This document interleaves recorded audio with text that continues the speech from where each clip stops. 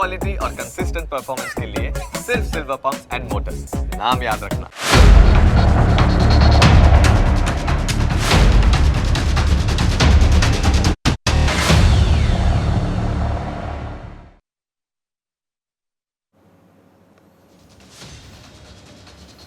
નમસ્કાર, હું Janak Dave. Full stop news analysis પ્રોગ્રામમાં આપનું સ્વાગત છે. તમને અસર કરતા સમાચારનું અમે સરળ ભાષામાં સચોટ રીતે કરીશું છણાવટ. આ એનાલિસિસ 360 ડિગ્રી હશે, જેનાથી મહત્ત્વના મુદ્દાઓને લગતા દરેક સવાલ પર હવે પછી મુકાશે ફૂલ સ્ટોપ. આજે અમે બે ખાસ મુદ્દે વાત કરીશું. સૌથી પહેલા મુદ્દો L2 એમ પુરાણ નામની ફિલ્મનો છે. ભારતની પ્રતિષ્ઠા અને કોમી એકલાસતાને નુકસાન પહોંચાડવાના બદ ઇરાદાથી આ ફિલ્મ બનાવવામાં આવી હોવાનો આરોપ મૂકવામાં આવ્યો છે. વાત આ ફિલ્મ પૂરતી નથી, બલકે આ ફિલ્મના ડિરેક્ટર અને એક્ટર પૃથ્વીરાજ સુકુમારન ટુકડે ટુકડે ગેંગના મેમ્બર હોવાની પણ શંકા છે. આ શંકા કરવા માટે અનેક હકીકતો રહેલી છે, જેના વિશે અમે તમને વિસ્તારથી વાત કરીશું. સાથે જ આજે બીજો મુદ્દો દિબલી ઇમેજના ટ્રેન્ડનો છે. લોકોને તો મજા પડી ગઈ છે. જોકે સવાલ એ છે કે દિબલી ઇમેજીસ તૈયાર કરવામાં કયું જોખમ રહેલું છે. આ જોખમ વિશે પણ અમે તમને વિસ્તારથી માહિતી આપીશું.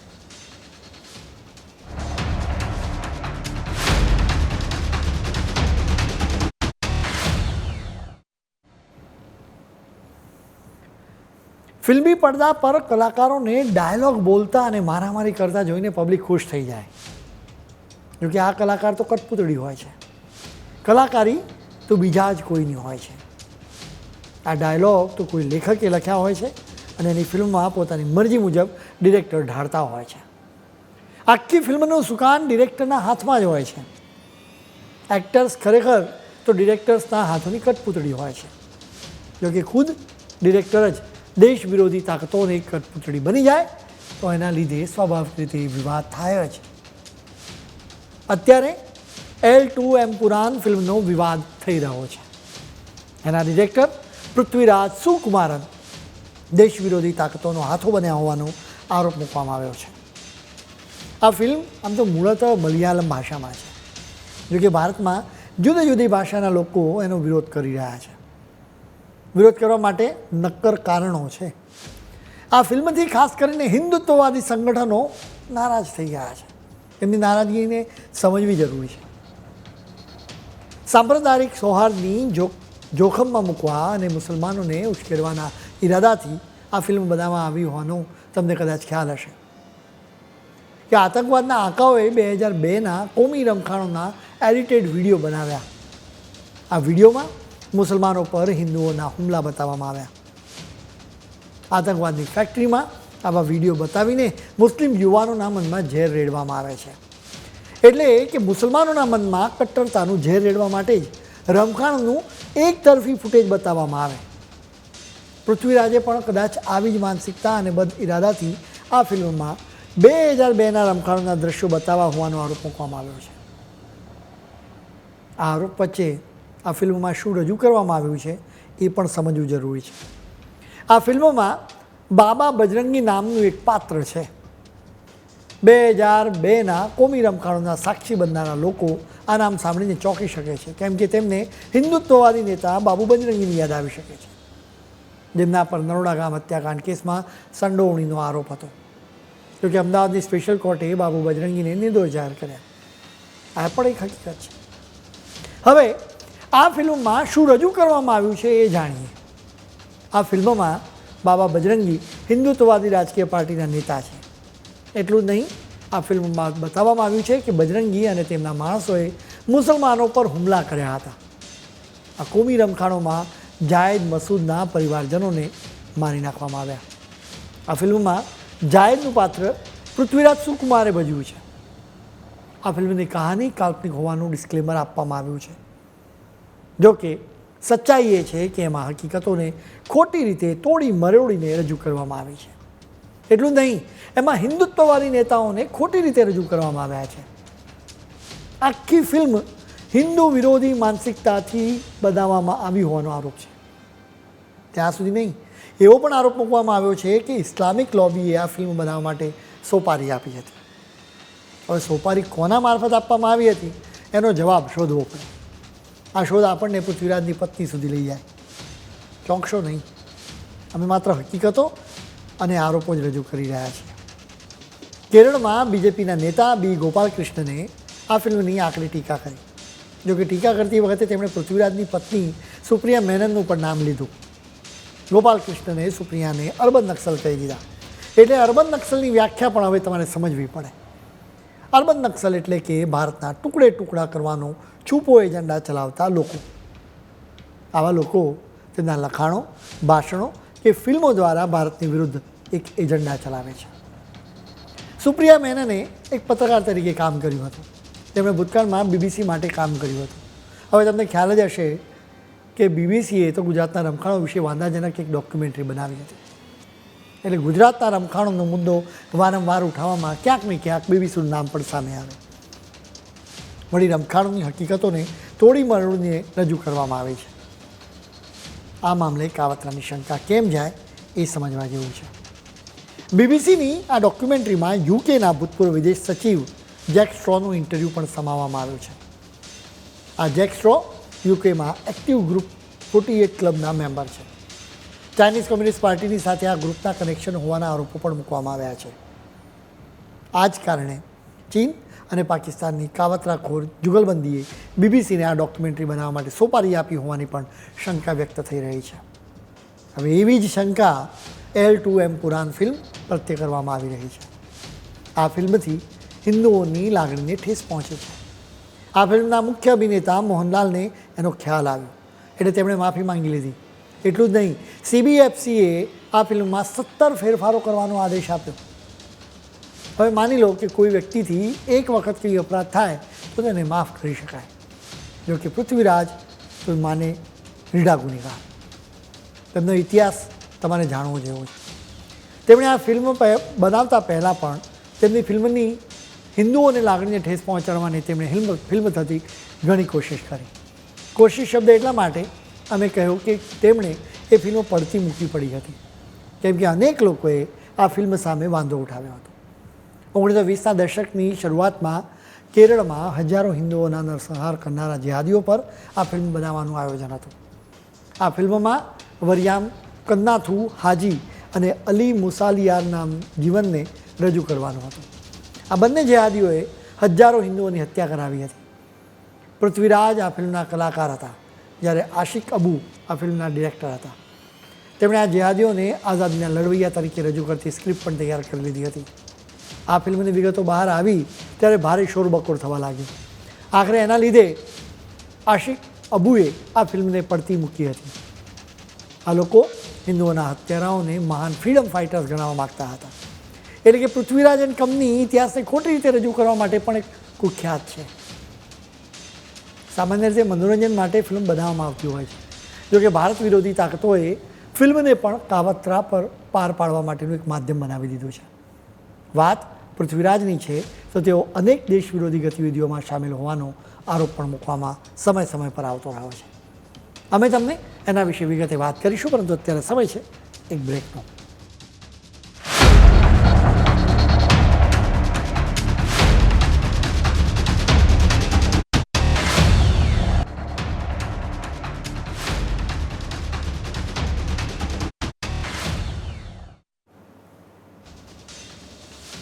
બ્રેક બાદ આપનું સ્વાગત છે. પૃથ્વીરાજ સુકુમારન લાંબા સમયથી ભારત વિરોધી તાકાતોને સાથે જોડાયેલા હોવાની શંકા સતત વ્યક્ત કરવામાં આવી હતી, જેના કારણે તેમની વિશ્વસનીયતા સામે પ્રશ્નાર્થ ચિહ્ન મુકાયું છે. તમને યાદ હશે કે કેન્દ્ર સરકાર CAA એટલે કે નાગરિકતા સુધારા કાયદો લાવી હતી ત્યારે ટુકડે ટુકડે ગેંગ એક્ટિવ થઈ ગઈ હતી. તેઓ શોરબકોર મચાવવા લાગી હતી. બાંગ્લાદેશી અને રોહિંગ્યા મુસલમાનોના આંખોમાં ગ્લિસરીન રેડીને વિરોધ પ્રદર્શન કરવા બેસી જતા હતા. આવા લોકોમાં પૃથ્વીરાજ પણ સામેલ હતો. તેણે જામિયા મિલિયા ઇસ્લામિયાના વિદ્યાર્થીઓને સપોર્ટ આપ્યો હતો. તેના ભાઈ ઇન્દ્રજીત સુકુમારને આયેશા રાનાને સપોર્ટ આપ્યો હતો. આયેશા દિલ્હી પોલીસની સાથે ઘર્ષણ કરતી જોવા મળી હતી. આખા દેશને ગેરમાર્ગે દોરવા માટે જ CAAની વિરુદ્ધમાં વિરોધ પ્રદર્શન કરવામાં આવ્યા હતા. હવે પૃથ્વીરાજની વિરુદ્ધ સૌથી ગંભીર આરોપની વાત કરીશું. તેના પર ઇસ્લામિક કટ્ટરપંથીઓ અને આતંકવાદીઓને સપોર્ટ આપવાનો આરોપ મૂકવામાં આવ્યો છે. આ વાત ખૂબ ગંભીર છે. વાત લક્ષદ્વીપની છે, જેનું લોકેશન દેશની સુરક્ષા માટે ખૂબ જ ખાસ છે. અહીંથી ભારત દક્ષિણમાં પોતાની જળસીમામાં સારી રીતે નજર રાખી શકે છે. માલદીવ્સ અને લક્ષદ્વીપ વચ્ચે માત્ર 524 કિલોમીટરનું અંતર છે.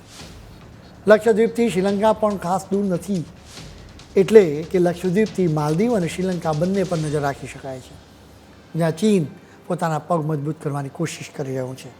આવી સ્થિતિમાં લક્ષદ્વીપમાં ભારતે પોતાની સૈન્ય છાવણીને ખૂબ જ પાવરફુલ બનાવવી પડે. લક્ષદ્વીપની સ્થિતિ સુધારવા માટે કેન્દ્ર સરકારે કેટલાક પગલાં લીધા હતા, જેના પછી કેરળમાં ડાબેરીઓ અને પૃથ્વીરાજ સુકુમારન જેવા લોકો હોબાળો મચાવવા લાગ્યા. તેઓ કહેવા લાગ્યા કે કેન્દ્ર સરકાર લક્ષદ્વીપના મુસલમાનો પર હુમલા કરાવી રહી છે. લક્ષદ્વીપના મુસલમાનોને લઈને કેન્દ્ર સરકાર પર અનેક આરોપો મૂકવામાં આવ્યા. એક વાત સમજવા જેવી છે કે લક્ષદ્વીપમાં 97% મુસલમાન છે. કેન્દ્ર સરકાર આ મુસલમાનોની ભલાઈ માટે તેમજ દેશની સુરક્ષા માટે લક્ષદ્વીપમાં કોઈ પ્રયાસ કરે તો પૃથ્વીરાજ જેવા લોકો હોબાળો મચાવે છે. લક્ષદ્વીપમાં એક નેરેટિવ ચલાવવામાં આવ્યો હતો. આ નેરેટિવને સૌથી પહેલાં પૃથ્વીરાજ સુકુમારને જ સપોર્ટ આપ્યો હતો. તેણે એના માટે સોશિયલ મીડિયા પર અનેક પોસ્ટ પણ લખી હતી. હદ તો એ છે કે કોચીમાં એક એસેટ ગ્રુપ દ્વારા એક રેસિડેન્શિયલ સોસાયટી બની રહી છે. કહેવામાં આવી રહ્યું છે કે આ સોસાયટી શરિયા કાયદાને અનુરૂપ છે. પૃથ્વીરાજ આ પ્રોજેક્ટની જાહેરાત કરે છે. આ બધી વાતોથી તમને પૃથ્વીરાજના બદ ઇરાદા વિશે સારી રીતે ખ્યાલ આવી શકે. સૌથી પહેલાં તો આ નેરેટિવ રચનારી ગેંગે કેવા આરોપો મૂક્યા એની વાત કરીશું. સાથે એ આરોપો કેટલા સાચા છે કે ખોટા એની પણ વાત કરીશું. સૌથી પહેલાં આરોપ મૂકવામાં એ આવ્યો કે માછીમારોની 2 બિલ્ડિંગ્સને નિષ્ઠુરતાથી તોડી પાડવામાં આવી છે, જેનાથી માછીમારોને ખૂબ જ નુકસાન થયું છે. હવે આ આરોપ કેટલો ખોટો છે એની વાત કરીશું. પૃથ્વીરાજ એન્ડ કંપની ખોટી વાત ફેલાવે છે કે માછીમારોની 2 બિલ્ડિંગનું ડિમોલેશન કરવામાં આવ્યું હતું. હકીકત એ છે કે લક્ષદ્વીપના વહીવટીતંત્રે ટાઇડલ ઝોનમાં ઊભા કરાયેલા ગેરકાયદે બાંધકામોનું ડિમોલેશન કર્યું હતું. હકીકતમાં ટાઇડલ ઝોનમાં બાંધકામની મંજૂરી આપી ન શકાય, કેમ કે ત્યાં ભરતીના સમયે પાણીનો ભરાવો થઈ જતો હોય છે. વળી આ કેસમાં તો વહીવટીતંત્રે ગેરકાયદે બાંધકામોને તોડી નાખતા પહેલાં ત્યાં રહેતા લોકો માટે બીજી જગ્યાએ રહેવાની સગવડ પણ કરી હતી. બીજો આરોપ એ મૂકવામાં આવ્યો કે લક્ષદ્વીપમાં શાંતિપૂર્વક જીવી રહેલા લોકોને પરેશાન કરવા માટે ગુંડા વિરોધી કાયદો લાગુ કરવામાં આવ્યો છે. ગુંડા વિરોધી કાયદો લાગુ કરવામાં આવ્યો છે એ હકીકત છે. જોકે જિલ્લા કલેક્ટર અસ્કર અલીએ એની પાછળનું કારણ સમજાવ્યું હતું. તેમણે કહ્યું હતું કે લક્ષદ્વીપના ડ્રગ્સનું દૂષણ વધ્યું છે, ઘરેલું હિંસા પણ વધી છે. એટલું જ નહીં, સગીરોના શારીરિક શોષણના કેસીસમાં પણ વધારો થયો છે, જેના કારણે ગુંડા વિરોધી કાયદાની જરૂર હતી, જેથી અપરાધીઓમાં ડરની લાગણી ફેલાય. શાંતિપૂર્વક જીવન જીવી રહેલા લક્ષદ્વીપવાસીઓને ડરાવવા માટે નહીં, પરંતુ લક્ષદ્વીપના લોકો શાંતિથી જીવી શકે એ માટે જ આ કાયદો લાગુ કરવામાં આવ્યો છે. ત્રીજો આરોપ એ મૂકવામાં આવ્યો છે કે લક્ષદ્વીપના ટાપુઓ પર દારૂની દુકાનો અને બાર ખોલવાનું પ્લાનિંગ છે, જે ઇસ્લામિક કાયદાનો ભંગ છે. હકીકત એ છે કે લક્ષદ્વીપમાં સંપૂર્ણપણે દારૂબંધી નથી, જોકે સરકારની મંજૂરીથી બહુ થોડી જગ્યાએ દારૂ વેચાય છે. હવે આ દારૂબંધી હટાવવાની વાત છે તો સરકારે સ્પષ્ટ કર્યું છે કે સ્થાનિક તંત્રની સાથે ચર્ચા કર્યા વિના એમ નહીં કરી શકાય. એટલે જ કેન્દ્ર સરકાર લક્ષદ્વીપમાં ઇસ્લામની વિરુદ્ધ કોઈ એક્શન લઈ રહી હોવાનો વાત જે કરવામાં આવી રહી છે એ સદંતર ખોટી છે.